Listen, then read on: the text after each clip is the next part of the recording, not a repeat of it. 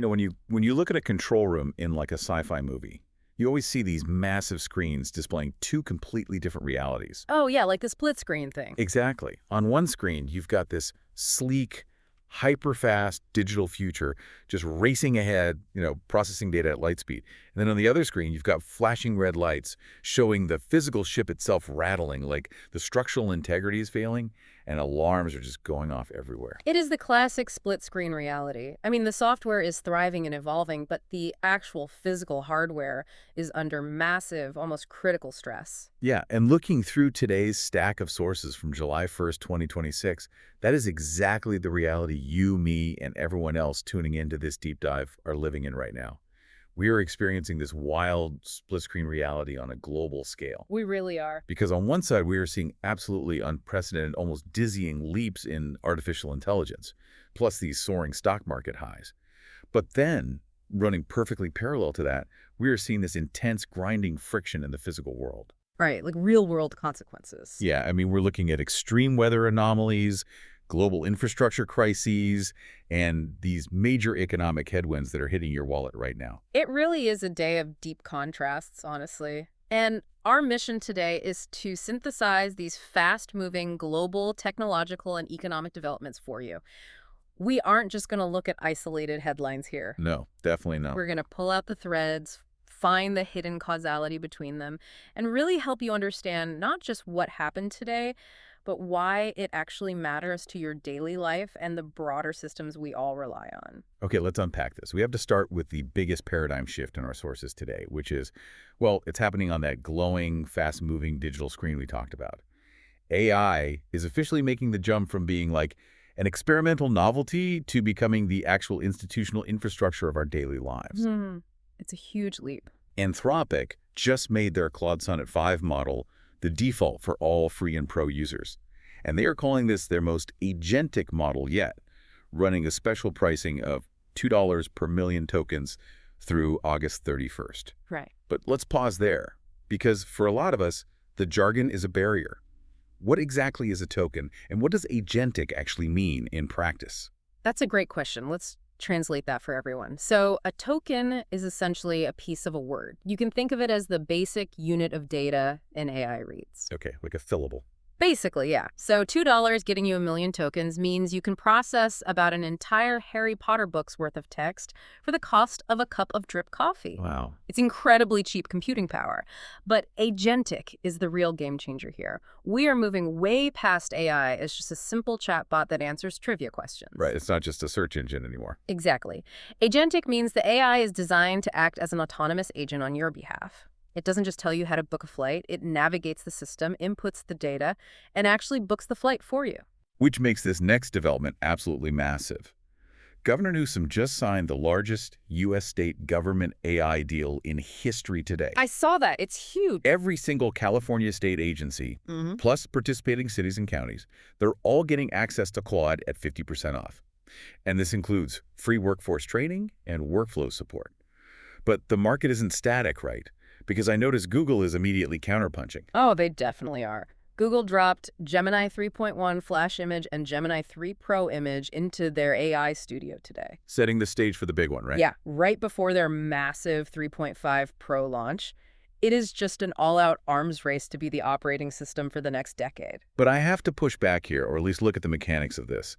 Taking this incredibly advanced agentic AI and rolling it out across the entire California state government. Yeah. I mean, putting agentic AI into a massive state bureaucracy feels like putting a Ferrari engine into a golf cart. That is a very accurate analogy. Right, because the engine can go 200 miles an hour, but the chassis, the human workforce, the outdated filing systems, all that red tape, it's just going to rattle apart at 30 miles an hour.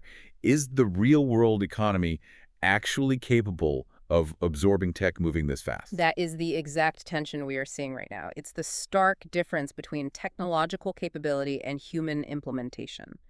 And what's fascinating here is a new report from Goldman Sachs analysts that just came out. Okay, what did they find? Despite all this rapid deployment in places like California, they found that currently only about 1 in 5 U.S. companies are actually using AI tools. Wait, hold on.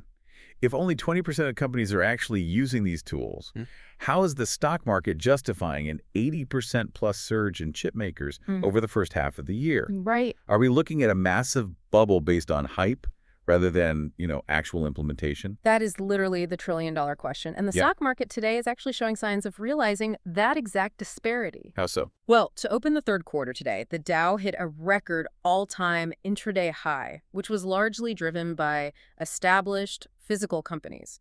But the NASDAQ slid 0.3%. Oh, so investors are pulling back on tech.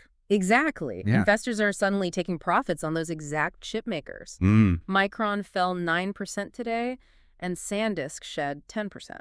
So the market is waking up to the fact that building the hardware is easy, but getting humans to use the software takes a lot of time. Right. We are building the infrastructure for the digital future, but that profit-taking suggests a realization that the ground-level economic integration, the human side, is going to take much, much longer. And there's a serious vulnerability in that gap, isn't there? Oh, absolutely. While legitimate businesses are struggling with the bureaucracy of implementing AI, bad actors aren't. Right. The sources note a severe warning from the Five Eyes Intelligence Alliance today. They're telling governments worldwide that sophisticated AI-powered cyber attacks are only months away. Because offensive AI scales instantly. I mean, a hacker doesn't have to schedule a workforce training seminar or, check with HR to deploy an agentic AI virus. Precisely. The threat scales faster than the defense. And that structural lag is exactly why the physical economy is grinding its gears right now. All that promised future efficiency from AI hasn't fixed the very physical reality of today's supply chains and labor markets. Not at all. Let's look at the ADP jobs report. Private employers added only 98,000 jobs in June. That is a noticeable slowdown. Why is the hiring dropping if the economy is supposed to be booming? Well, the underlying mechanics of that ADP number tell a story of a fractured labor pool. The chief economist pointed out that we are seeing slower hiring demand, but also severe labor supply constraints in select physical industries. What does that mean exactly? It's a skills mismatch. Companies desperately want to hire for specific physical roles, manufacturing specialized trades, but they simply cannot find available workers who have the required physical skills. And when you have a labor mismatch, things get more expensive, which keeps inflation sticky, which then paralyzes policymakers. Exactly the chain reaction.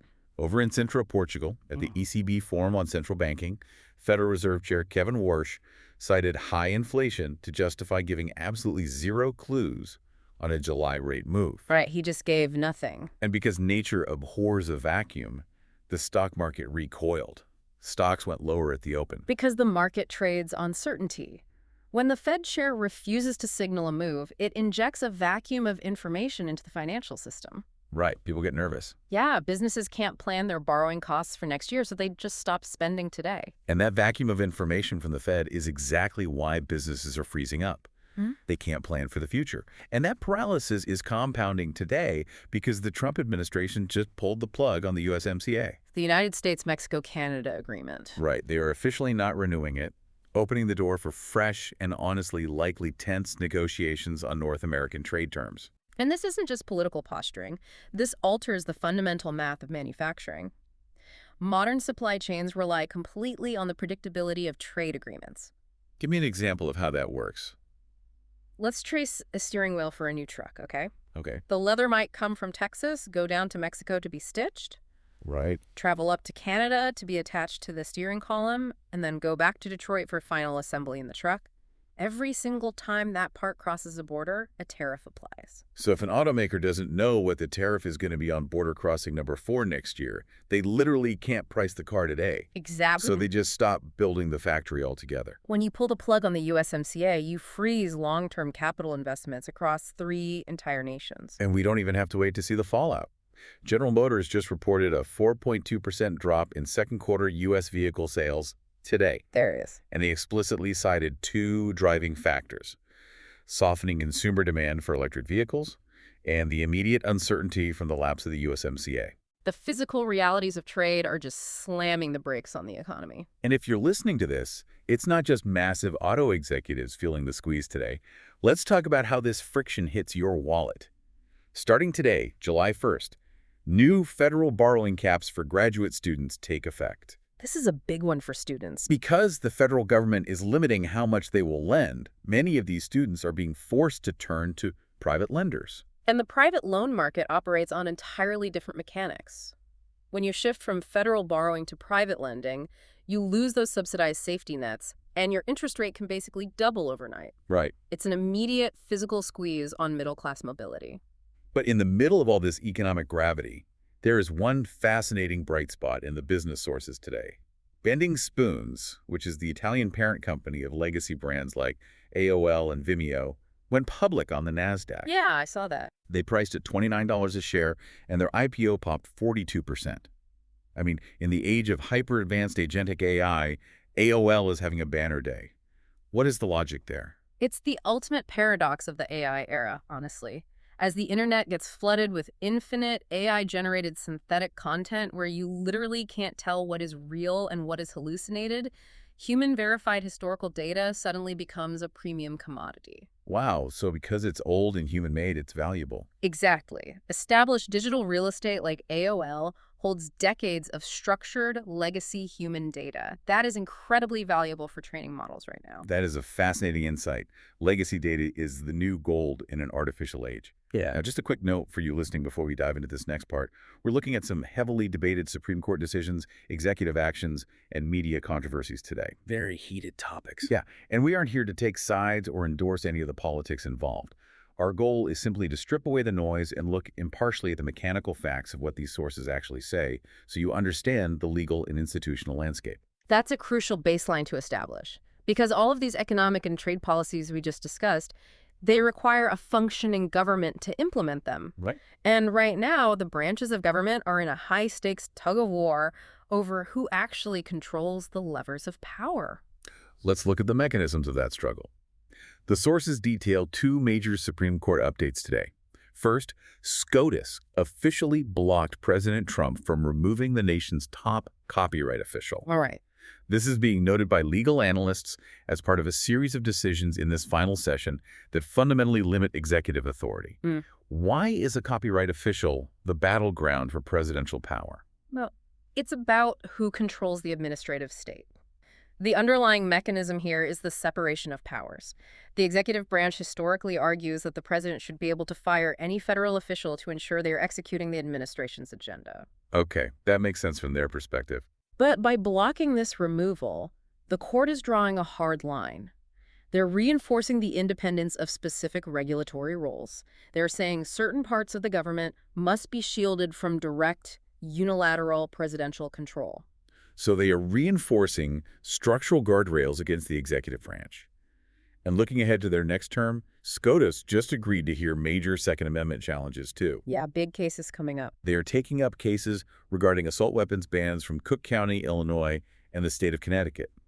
So the judicial guardrails around civil rights and state authority are going to be under a massive microscope next year. The legal guardrails are shifting, for sure. And when the legal foundations of a country feel unsettled, you inevitably see that stress bleed into the press and the public discourse. We are seeing exactly that today. The media is caught in a massive pressure cooker. NPR had to issue a highly publicized retraction on a report that incorrectly stated Justice Sandra Alito was retiring. That was a huge mistake. They completely retracted the story and replaced it with an editor's note after the Supreme Court explicitly confirmed that neither the court nor Alito had announced any such plans. How does an error like that happen at that level? It's a symptom of the speed of modern information colliding with deep institutional polarization. Like racing to be first. Exactly. In a hyper-competitive media environment, the race to be the first to break monumental political news can sometimes cause the traditional methodical vetting mechanisms to fail. And when a major retraction happens on a topic this volatile, it further fractures public trust in the institutions meant to inform them. And that fractured trust is just boiling over into physical confrontations now. Yeah. Rep. Thomas Massie just posted a video of a very tense viral exchange with Fox News digital reporter Nicholas Balesi. I saw the clip. Massie made a personal accusation against the reporter, which Balesi immediately denied right there on the spot. Yeah. It's sparking this whole renewed debate about political press access. It really feels like the social and behavioral guardrails, like the basic rules of engagement between politicians, the press, and the public, are just breaking down entirely. When institutional trust erodes legally, the behavioral norms erode socially. It's a compounding effect. And speaking of shifting eras, today is the grand opening of the Obama Presidential Center in Chicago. Oh, right. It's featuring a star-studded ceremony and a massive public watch party on the Midway Plaisance. It stands as a monument to a very different era of politics, situated right in the middle of today's institutional turbulence. It's quite the contrast. But honestly, as tense as the domestic friction is right now, it is completely dwarfed by the sheer physical crises we are seeing globally today. Yes. We really have to widen the lens here. Domestic policy debates feel very small when you confront the fragility of human life and global infrastructure against severe elemental forces. The international emergencies unfolding today are just devastating. We are now on day 7 of recovery efforts in Venezuela after those twin 7.2 and 7.5 magnitude earthquakes near Caracas. Awful. International aid teams are digging through the rubble, but there are still thousands of people unaccounted for. The physical reality of plate tectonics just doesn't negotiate with markets or politics. When a 7.5 magnitude quake hits a region where the physical infrastructure simply wasn't designed to absorb that level of kinetic energy. Right, the buildings just give way. Exactly. The resulting structural collapse creates a localized humanitarian crisis that will take a decade to rebuild from. And we are seeing the tragic, immediate results of structural failure in Pakistan today, too. A roof collapsed at a tutoring center on the outskirts of Lahore, killing multiple children. It was heartbreaking. Authorities are investigating it as a case of construction negligence. It's a horrible reminder of how critical the invisible guardrails of society are. We talked about legal guardrails earlier, but physical guardrails, building codes, structural inspections, the integrity of concrete and steel are what actually keep us alive. When negligence bypasses those codes, the cost isn't a retracted article. The cost is human life. And then there's the biological reality asserting itself. The Ebola outbreak in the Democratic Republic of Congo's Ituri province has now officially surpassed 300 dead. It's accelerating so fast. The sources describe completely overwhelmed clinics and a severe shortage of protective gear. It's leaving the health workers completely exposed at the epicenter, and it is currently on track to become one of the deadliest outbreaks in recent history. This is exactly where biological threats meet supply chain failures. Yeah. You have dedicated medical professionals who know exactly how to treat and contain the virus. Right. But without the physical barrier of personal protective equipment, masks, gloves, isolation suits, the biological reality of the virus simply overwhelms the human response. Now, I just can't do their jobs safely. Right. The logistics of delivering plastic and synthetic fibers to a remote province literally become a matter of life and death. And bringing it closer to home, the U.S. is facing its own extreme physical stress test this week. A massive heat dome is forecasted to threaten roughly 250 million Americans straight through the July 4th weekend. 250 million, that's most of the country. Yeah, and as if that wasn't enough, it's combined with a ring-of-fire severe thunderstorm pattern that could hit already storm-weary regions.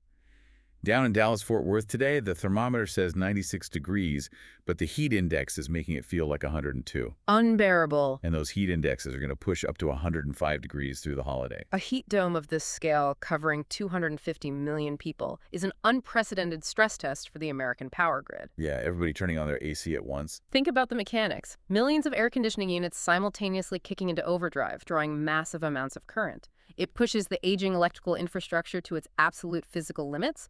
If the grid buckles, a weather event quickly becomes a survival event. So we've covered the AI acceleration, the grinding economic friction, the breakdown of institutional guardrails, and these severe physical crises. It paints a really heavy picture. It does. It's a lot to take in. But human beings are incredibly resilient.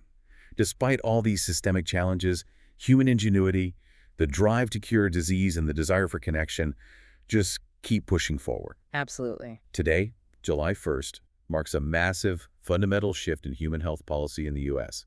Medicare will now officially cover GLP-1 medications prescribed solely for weight loss, with a $50 monthly copay for eligible beneficiaries. This is a monumental shift. For those who are familiar, How do GLP-1s work, and why is Medicare covering them such a big deal? Well, GLP-1 drugs work by mimicking a hormone that naturally targets areas of the brain that regulate appetite and food intake. They essentially rewrite the body's hunger signals. Okay. And the economic implications of Medicare covering this are staggering. For decades, the medical system treated obesity primarily as a behavioral issue. Right, diet and exercise.